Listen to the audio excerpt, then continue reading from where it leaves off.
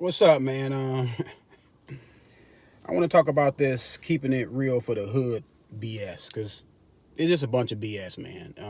Talking to you know, some family members yesterday, talking to, my cousin, man, and people like to always use this phrase: "Keep it real, man.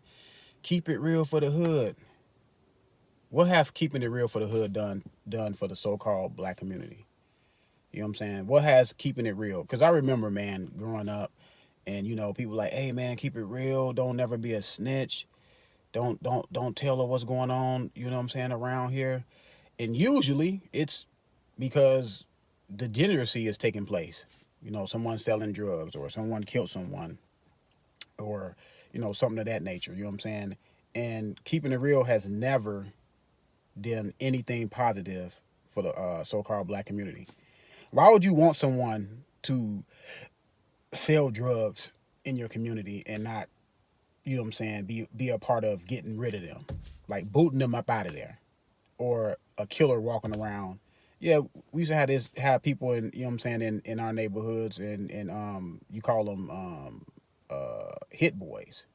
You know what I'm saying? Now these are the people that people will hire or go to, like, hey man, I need you to take care of some business for me. I need you to go take care of that. You know what I'm saying? By any means necessary, even if you got to end someone's life. You know what I'm saying? And it used to be people around there that we know have bodies on their on their ledger, on their record. You know what I'm saying? And why would you want that in your neighborhood? No productive neighborhood, no neighborhood is going to be, or community is going to be productive. Will will let that happen in their neighborhood. That type of degeneracy. You know what I'm saying? Permeating through the neighborhood, selling drugs, because all you doing is just bringing down your own community. And people want to say, "Oh, don't be a snitch. Keep it real." I remember, y'all remember when Adrian Broner had that fight with Manny Pacquiao? He said, I'm putting on for the hood," and then he go out there and get outclassed versus Manny Pacquiao. But he's putting on for the hood. He's talking about the degeneracy. When people say, "Oh, we putting on for the hood," and what are you getting out of it? Positive, like. Are you putting on? Are you gonna bring? You never hear nobody say, "Hey, I'm gonna bring up the neighborhood, man. I'm gonna get these drug dealers out of here." You know what I'm saying? We're gonna snitch on them. We're gonna tell on them. We're gonna let the police know who's selling the drugs, who's killing this person, who's doing this, who's doing that, who's bringing down the community, because you can't just walk in a productive community and think you're gonna do all that, and no one in the community is not gonna say anything. They're gonna get you up out of there, and you know what I'm saying? Black people have this distorted concept of that keeping it real is to keep the criminal element going. You know what I'm saying? Because the criminal element in the black community is highlighted. It's fixated on. It's something that people in the community, that a lot of young people in the community, especially young black men who are there, they are impressed by that, by the pimps, the drug dealers. The drug dealers get the pimps and the drug dealers get all the respect, not their fathers or their uncles that go to work every day and live a productive life, following the rules of the land, the laws of the land. They wanna they wanna they wanna follow up behind the gang members or the drug dealers or the pimp, because they see them have the nice cars and things of that nature. So that's what they want to be. You know what I'm saying? I grew up. Let me tell you a story. It was my friend. I believe we had to be in like sixth grade, fifth, sixth, one of those grades. You know what I'm saying? I know I wasn't in the eighth grade yet because I went to I got kicked out of one of my schools, so I had to go to an alternative site school where they only had eighth graders there. Some of the people, not some of the people, we all had problems at a previous school, so we had to go there so we can graduate or whatever. Focus. But anyway, I believe we were in the sixth grade, and all of a sudden he went from being kind of bummy coming to school to like having all the Jordans that came out, brand new clothes every day. He barely even wore the same shoes every day. You know what I'm saying? We like, man, because you know once you start saying that, you like, oh yeah, he's selling drugs. Come to find out, he was selling drugs for his cousin, and he tried to put me on. Now this is back. This is back in like the early '90s. This is when people were still selling drugs on the corner. When people were still standing on the corner. I don't know. See, I'm from Chicago, so this is how it was done. I don't know how it was done in other states, other cities, but in Chicago, people used to sell drugs on the corner. Like used to stand on the corner from sun up to sundown selling drugs. So this is what he used to do. He used to do this. I guess when he got out of school, he used to, hit the corner. You know what I'm saying? And all of a sudden, this dude, he was buying us lunch because this is when you can go home for lunch. This is back when you can go home for lunch, and we used to he used to buy like 4 or 5 of us lunch every day, pulling out a wad, pulling out a knot. We used to call it a knot. Boom, knot. And he tried to put me on. He was like, "Hey, my cousin can put you on. My uncle can put you on. I think it was uncle, his cousin, whatever. Whoever it was is his family member. Can put you on, get you a corner, man. You can make all this money." I was like, nah. See, because I was never a person that was a follower. I never followed anything because if I was a follower, I would have been in the gang when I was coming up in Chicago because they didn't like neutrons. No one likes neutrons. You know what I'm saying? That they're worse than someone being in a gang, like the Vice Lords or the GDs. If you was a Vice Lord, GD, or Latin King or something like that, or whatever gang that was permeating, you were looked at as a neutron. You was looked at worse than the rival gang that someone was rivaling with, because they looked at you with no respect. Because okay, now you were not with anyone. Now I wasn't with anyone, but I hung around, whatever neighborhood I was in, and mostly I grew up on the south side of Chicago, so that was mostly GDs. You know what I'm saying? I grew up around mostly GDs, and some of these people was people I grew up with, or knew my uncles or knew my cousins. So it's not like I had to join a gang to hang with them. I used to hang with them, but I never was in the gang. So when they used to go do crazy shit or crazy stuff, part my language, when they used to go do crazy stuff, I never hung with them. When they were to go do the crazy stuff, I go home. You know what I'm saying? Hey, I got to go home. You know what I'm saying? No, no, man, come on this run with me. They call it a run. Come on this run with me. No, man, I'm good. You know what I'm saying? Because I know what that leads to. I was always a person that listened. You know what I'm saying? I had uncles and uncles that were in out of jail. They used to come, hey man, let me talk to you, man. Hey, look, this is not what you want to do. You know what I'm saying? You don't want to be going in and out of jail. You know what I'm saying? So I used to listen. I was one of those kids that listened. I used to always sit back and analyze stuff. Now I did get in some small trouble, but I never went to jail. I had friends who was in and out of Adi Home, in and out the Adi Home. The Adi Home is like a youth center to where kids go when they do bad things, underage kids, because they can't go to a regular prison, so they take them to the Adi Home. So I had friends in and out the Adi Home. You know what I'm saying? So, but getting back to the drug selling. So one day, we see him riding around in a Lexus. He had a white Lexus he was riding around. It was that year. It was that whatever year that was. That was a year the Lexus he was driving. I'm like, man, dude, where you get that car from? My uncle paid for it. You know what I'm saying? Because I've been doing so good on the corner. You know what I'm saying? He brought it for me. See, and this is what I'm saying about how this stuff goes down from generation to generation. Instead of his uncle or his cousin, whoever it was, instead of him leading his young family member the right way, he led him right into the life of crime. And this guy was like I said, he was only in like the 6th grade, so we had to be about what? When you in the 6th grade, what you like 12, 12, somewhere up in there? You're like 12 or 13, 12, at least 12 or something like that, unless you got held back, like 12 or 13, maybe 12. And already his life started off like that. Now I don't know what happened to him because we moved away from that neighborhood into another neighborhood, and I went to another school. So I don't know what happened to him, but God willing, you know what I'm saying, hopefully nothing happened bad to him. But there's only two things gonna happen: either you're gonna be in jail or you're gonna be in the grave. And that is what's been going to school. When people used to go to school and get good grades, you were called a square. He's a square. Even the girls loved the dope boys. They were coming outside, dressed to the T, hair done for the dope boys. You wouldn't get into one of them girls if you were a square. So I had friends that were getting great grades in school, like really good grades. Like they can go to Harvard type grades. They wanted that life. They wanted that. They wanted to. You know what I'm saying? They wanted to be respected, so called respected, like the dope boys, like the pimp, like the you know what I'm saying? Like the degenerates in the neighborhood. That's what they wanted. So they went that route. You know what I'm saying? I stayed on my path. You know what I'm saying? I didn't okay, I didn't get the girls I wanted coming up because hey, I'm not finna sell no drugs for you, girl. I'm why would I sell? And my thing about the gang thing, okay, first of all, why would I sell drugs to make an impression on you, but yet I take all the risk by going to jail or getting killed selling drugs just to impress you? It didn't make sense to me. Just like it didn't make sense for me to join a gang. Why would I join a gang? What am I gonna get out of it?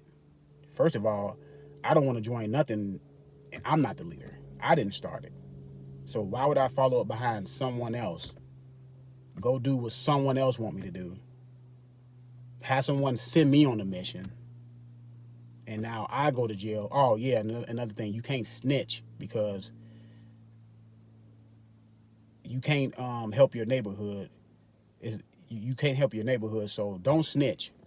So now I'm in jail, and people on the street saying, "Well, he kept it real, but I'm doing 20 years, but I kept it real."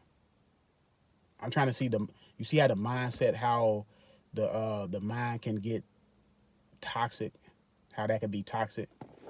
What's up? What's up, man? You see how you see how the mind can be so toxic growing up in that environment. Like someone getting shot when I was in Chicago growing up, that was nothing.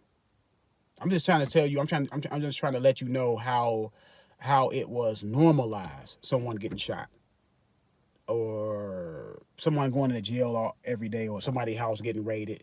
Like I lived in this building that had like, shoot, at least 200 apartments. Now this wasn't the projects because I lived in the projects on 35th Street down there, closer by downtown before they tore down all the projects. Stateway before they tore down all the projects. People from Chicago understand what I'm saying about the projects that used to be down there. Because Mr. T came out of there, some other people that came up out of there, out of those projects. They tore those projects down. They moved everybody from the projects to the suburbs. They moved all the people from the suburbs, which are the white people, down there because they'd be closer to their jobs. So that's what they did. And I grew up in Argyle Gardens. I stayed out there for about 5 years. So I never stayed in Cabrini Greens. Cabrini Greens was wild, even wilder than those projects. Cabrini Green was wild. That's when that guy was um, shooting people with a scope. And that's what, if you go see that movie Candyman, Candyman was made out there in Cabrini Greens. But anyway, yeah, man. Why would I, like I said, going back to the gang thing, why would I join something that is only one or two things going to happen? I'm going to be in jail. I'm going to be, you know what I'm saying, dead. I had a lot of friends that were in the gangs. Lots of friends. Lots of friends. Going to the ID home, staying there for 1 or 2 years, you know what I'm saying, or months or whatever the sentence was, coming out, going back, coming out, going back, have no had no chance for a future because in a lot of states, when once you get a felony, you got the scarlet letter. You got the scarlet letter on your back. You know what I'm saying? It all permeates from your neighborhood and you know what I'm saying, so called keeping it real. You know what I'm saying? We got to stop this. Oh, keep it real. The street code, the code. It look that all that stuff is BS. All of it is BS. Oh man, there's a code you got to live by. Okay, what's the code? Because without a real culture, you can't have a code. You can't have a community if people are not together. What kind of community? What kind of community can you have when it's people selling drugs, pimping out the girls, just going around killing each other for no reason, no apparent reason? I remember, I remember it was the GDs. I know they were into it with another gang, and this is when I was going to this eighth grade school, and this when I found out This when I found out the real ruthlessness of the game. Cause I already knew it was ruthless. Cause I actually seen somebody get a pumpkin head, but I'm gonna go back to that. But it was this guy. His cousin was at a rival game. I know he was GD because that's the area that the school was in. So he was GD, but his cousin came up there, and his cousin told him, "I don't care that you're my family. We're into it. Our rival games are into it. If I catch you slipping, I'm gonna end your life." And that's when I knew, because I have cousins, I have family, but see, I'm closer to my cousins. I'm close to my cousins. I don't know if how many people are close to their cousins, because I'm close to my cousins because their mothers. We all grew up in the same facility. We all grew up in the same, facility. We used to always do things together, Christmas, Thanksgiving, all that stuff. Do all that stuff together. Have picnics and all that stuff together. Get-togethers. So I couldn't imagine one of my cousins say, "I'm gonna kill you." When I seen that, I was like, "Wow, this is some ruthless stuff. Like this is beyond ruthless. When you're choosing your family, you choosing the game over your family." You and I seen that plenty of times. I seen cousins fight. I seen uncles fight nephews because they was in rival gangs. Fist fights out in the streets. That was common. You know what I'm saying? That was a common occurrence. That was it was just I just knew it was that's another level. You know what I'm saying? But like I said, how can you have a community, so-called community, when there's no togetherness? And like I told people, I had discussions with, guys I be having discussions with on, online, offline and all that stuff, that are from different states and different cities or whatever. I used to tell them, like, I told them, like, in Chicago, it can go from see, even though you're a GD in this neighborhood, if you was a GD in another neighborhood, y'all can possibly be into it. It was like neighborhood to neighborhood. Like, you can walk from one neighborhood to the next neighborhood. If you didn't grow up in that neighborhood, they don't care that you're the same. A lot of times they don't care that you're the same gang. You can get dealt with. And it goes from, sometimes it can go from every 2 blocks to every 2 blocks. That, I'm saying, growing up in Chicago, in the inner city of Chicago, in the hood, in the ghetto, you had to be on high alert. Like, my alertness is beyond a lot of people alertness, because I was on high alert. You have to be able to read people's body languages. If you didn't read their body language right, and you get caught slipping, you get caught slipping. You about to get jumped, or you gonna get killed. And you had to read people's body languages, and a lot of times you had to read their body languages from a distance. Like, really, you had to read their body language from a distance. And if you didn't do that, and if you was wrong, you were dealt with. You were just dealt with, man. One time, me and my friends, we were just walking. Like, sometimes in Chicago, we'll get out and just walk, man. We'll walk blocks and blocks and blocks. You know what I'm saying? Because we're young kids, and we out there, on that stupid stuff. So we just walking through the neighborhoods. I don't know where we were going. We were probably going to the suburbs to probably go try to steal a bike or something. I don't know. But anyway, it was like about 5 or 6 of us. All of a sudden, a dude, this older dude, started walking behind us. He had to be about, at the time, we were like 12, 13, somewhere up in there. He had to be in his 20s. So he walking behind us, because we got caught slipping, because we were talking and goofing off so much, we forgot that, man, we outside our neighborhood now. We were outside the neighborhood by about 10 blocks. You know what I'm saying? So he came up behind us. Man, what set y'all from? He didn't say what gang we were in. He said what set we were from, because that was all GD. That was still all GD. Radius. We were still in the GD radius, and he just said what set you're from. So we was like, nah, man, we not in the gang. None of us was in the gang, but some of our friends that were walking with me always claimed that they were in the gang. You know what I'm saying? This is how you start. This is how you can bring out the liars, people that are lying. So 2 of my friends that claimed they were in the gang, they were one of the main people that said we're not in the gang. So see, that's how I knew, okay, yeah, this dude been perpetrating for a couple years. Ever since I known him, he been saying he in the gang. He not in no gang. He jumped in and all that stuff. So the guy, started, talking crap to us.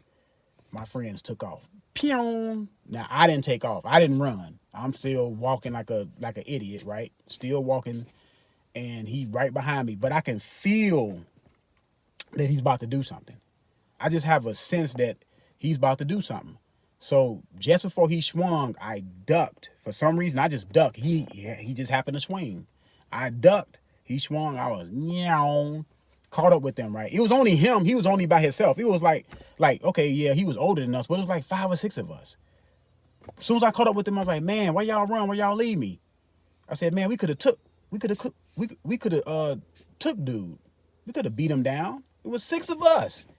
Yeah, he probably would have got some good licks on us, but man, we'd have beat him down. Man, I was so pissed. And then I went to and then all of us started getting the 3 of us started getting on the 2 dudes that said they were in the gang. Oh, we thought y'all was in the gang, yeah. And come to find out, they were lying. Because as soon as he said y'all in the gang, they were the first 2 to say something.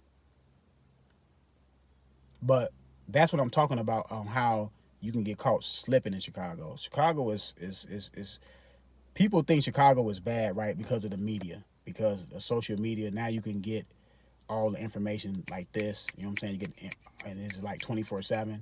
Oh, this person got shot in Chicago. This person got shot in. Yes, but Chicago has been like that since I was born in 1976. I was born in Chicago, Cook County. It's a lot of people that was living on the south side was born in Cook County Hospital. But it's always been that bad. Chicago has always been that bad. Always been that bad. Shootings, stabbings, killings. We had a girl to get her hair caught on fire in our high school. This not get caught on fire. This dude set her hair on fire in the school. People used to bring guns to school. I remember when I got to high school, probably before I got to high school, they brought out the metal detectors in all schools in Chicago. So when I got to high school, my freshman year in high school, they had the metal detectors at every door. You couldn't get in without going through the metal detector. So it was on high alert. So like I said, my senses are on high alert, man. Like I can read people. I can read people body languages, just like a T. I can know where you're coming from by your body language. I can know how this situation is going to go by your body language, because I was just so used to reading people's body language because you had to. I remember growing up in the projects, and we had to carry the groceries up because we lived on the 12th floor, so you had to carry the groceries up all the way up to the 12th floor. And I remember because you don't want to take the elevator, because it was this dude that was going around robbing people in the elevator. What he'll do is he'll be on top of the elevator, like he'll come in off the top of the elevator, come in that little chute, come down and rob people. Because I remember I think it was my grandmother or my mother got robbed in the elevator. I believe it was my mother that got robbed in the elevator, or my grandmother, one of them. Yeah, you're not supposed to take the elevator unless it's going to be like 3 or 4 of y'all in the elevator that you know. Especially don't take the elevator with don't get on the elevator, especially with somebody that you don't know. Like, but us kids, we were naive, so we used to take the elevator all the time. I remember it used to get stuck and all that in between floors. Call the fire department. It takes 2 to 3 hours for them to get you up out of there because it's stuck in between floors. Sometimes it can get stuck in between the floor. Yeah. So, but yeah, man.